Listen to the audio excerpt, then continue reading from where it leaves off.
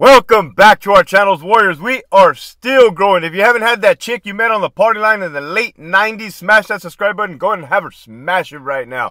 First and foremost, let me give a shout out to the following patrons: Nathan, Scott, Marshall, Mika Boy, John Wick, Ramon, Lead With Love, Johnny, Charles, Albert 12, Coach Ken, Miguel L, AI Vega, Esquiel, Miguel, Lead Our Actions, Lead Others to Christ, Big Bad 48, JT, Nova, Jack, Linda, Michigan Wolverines, Marius, Chevelle 66, Gigi, and Abuelita's Journey. As you can see, that list is getting bigger and bigger. If you have not signed up for that Patreon, make sure you hit that link in the description below. You do not want to miss out.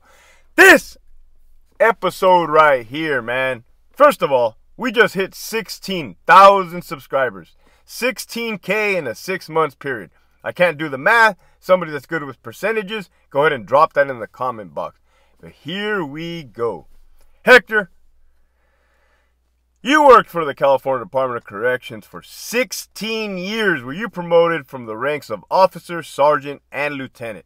As a matter of fact, the two prisons that you worked at, Centinela State Prison and Donovan, were in Southern California.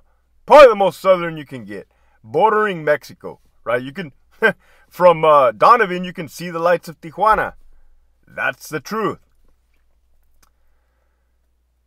So, in my time frame, did I ever come across white inmates or black inmates that were Sureños, Southsiders? Yeah, 100% yes. Specifically at Centinela State Prison. I do recall that. Is that rare? From my experience, from my perspective, it was not, it was rare, right? It wasn't common. That's the word I'm looking for. It wasn't a common thing. So from time to time, I would come across these like straight white. I mean, the dude looks white, right? But the thing that's giving it away is his tattoos. Hey, but he don't talk like no Chicano, ese. he ain't one of us. But, yeah. The tattoos be giving it up. The way they talk be giving it up. And, of course, the way they move in unison and in cohesion with the Southerners. Right? The blacks, same thing. That was less common. I seen it probably a handful of times. Probably a good solid handful or maybe two, right? Again, initially, right, if you guys want to know what green thinks, we see like a black dude kicking it in the Mexican area, right? For those of you guys don't know, outside of California, the prison system here is racially segregated by the inmate population, not by us, not by the staff members. As a matter of fact, if we can have it our way, or if it's just like, hey, here you guys are, do what you do. But that's what they be doing, be racially segregating. And I've covered this before. Not so much of a racism thing. It's more so of, so actually security measures, right? Hey, you guys hang out over here. We'll hang out over here. You guys hang out over here. You guys hang out over here. And if we ever cross paths in a negative manner, we're going to know it because people are out of bounds, right? It's kind of like a security measure, what I just said. So that's what caught my attention. You see like a black inmate sitting in the Mexican table. You're kind of like, whoa, hey, grab onto something, right? They about to riot? They about to fight? Oh, I forgot to tell you that being out of bounds can lead to violence. Can lead, not all the time, not every time, but it definitely can lead to violence, for sure. Even as far as bunk beds, in a gymnasium, a gym or a dorm, they be having little aisles like, hey, you can't walk down this aisle. You can't sit next to this bunk. You can't sit on this locker. It's like that, right? Ukraine, Russia, borders. They keep taking and taking and taking, right? You ain't going to take me. So that's what that looks like. Again, the way that you can identify that they do in fact run with the Sureños, the Southsiders, is the way they talk would be different from any other gang, terminology-wise. Terminology, words, demeanorisms, and where they are from on the streets. You have to understand that both entities that I'm talking about, ethics, what the fuck word am I looking for?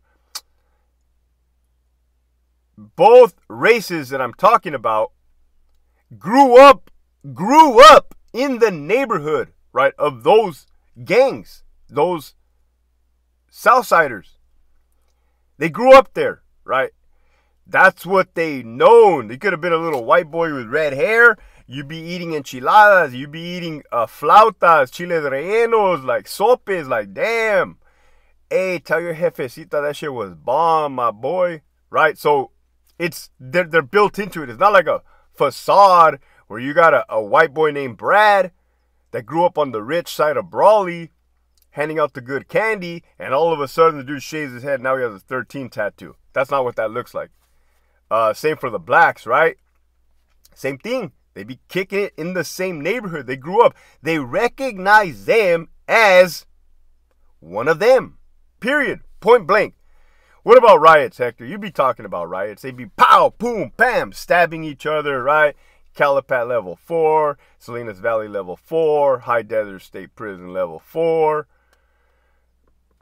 Pelican Bay level 4, GP 180 killers, right?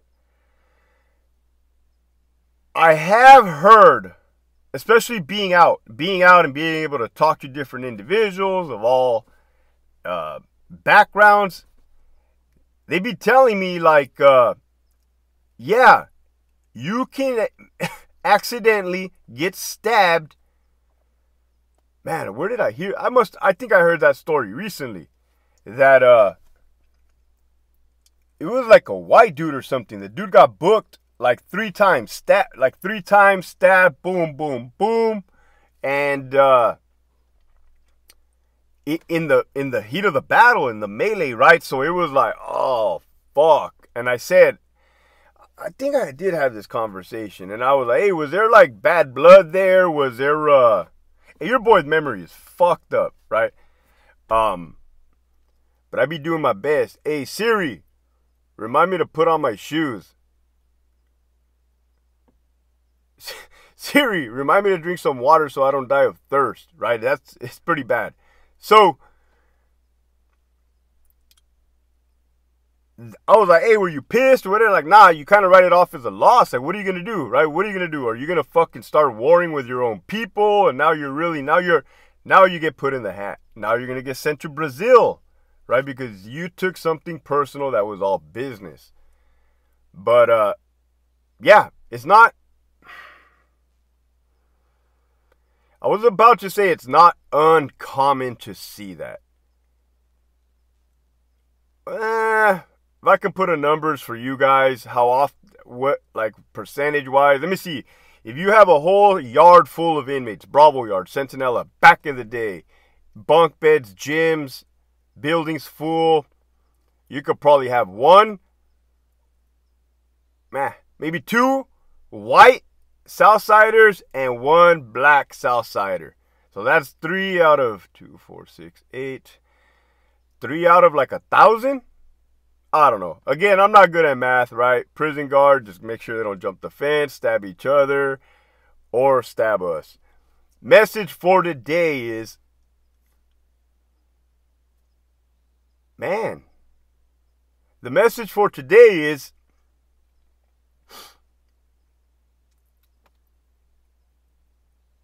genders, race, ethnicities, backgrounds I would say judge an individual for the person that they are. I cannot tell you how many times working for the California Department of Corrections, somebody else said, "Oh, that person right there is all bad." So you're on guard. You work around them, and you're tell yourself like, "Man, this motherfucker never did me dirty, right? This dude doesn't seem that bad." And like, same could have been said about me, right? I haven't taken a day off since I started this shit. What did that tell you? That I didn't like working for the man, right? Keep pushing forward.